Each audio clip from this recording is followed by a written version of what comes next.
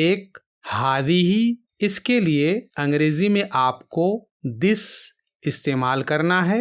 دوسرا تلکا اس کے لیے انگریزی میں آپ کو that استعمال کرنا ہے. بسم اللہ الرحمن الرحیم. پچھلے ویڈیو میں ہم اس سبق کی 3 ایکسرسائز کرا چکے ہیں. انہیں دیکھنے کے لیے اوپر کے آئی بٹن پر ابھی کلک کیجیے یا پھر اس ویڈیو کے ڈسکرپشن باکس میں جائیے. اور آج ہم اس سبق کی چوتھی اور آخری ایکسرسائز کریں گے. تو شروع کرتے ہیں. یہاں دیکھیے exercise 4. Translate the following sentences into English. یعنی نیچے کے جملوں کا انگریزی میں ترجمہ کیجیے. دھیان دیجیے کہ اس ایکسرسائز میں عربی کے 2 اسماء اشارہ یعنی ڈیمانسٹریٹیو پروناؤنس استعمال ہوئے ہیں. ایک हादिही اس کے لیے انگریزی میں آپ کو this استعمال کرنا ہے. دوسرا تلکا اس کے لیے انگریزی میں آپ کو that استعمال کرنا ہے. ٹھیک ہے. تو اب آپ کو یہاں سے نیچے کے عربی جملوں کا انگریزی میں ترجمہ خود سے کرنا ہے.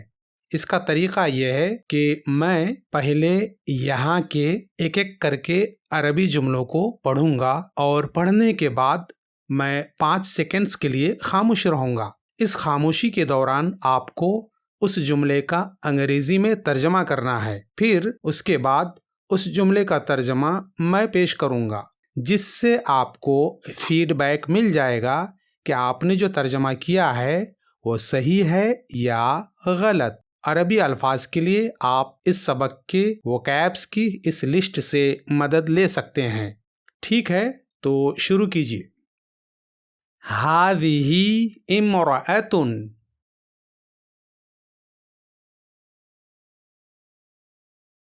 This is a woman. تلك بنت.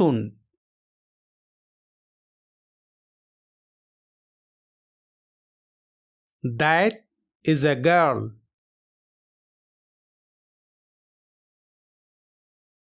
هذه نافذة.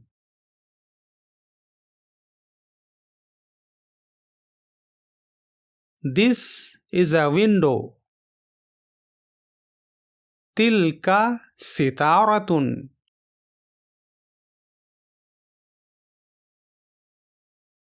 That is a curtain.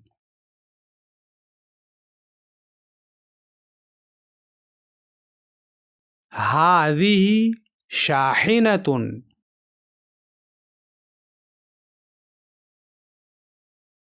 This is a truck.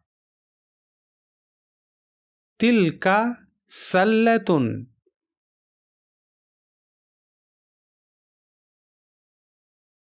That is a basket.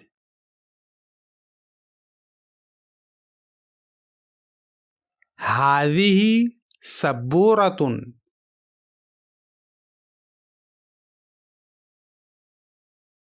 This is a board.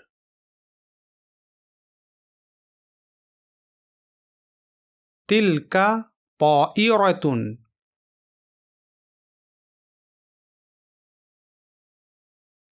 That is an aeroplane.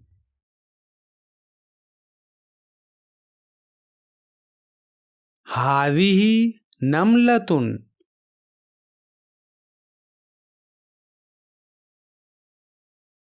This is an ant. تلك محفظة.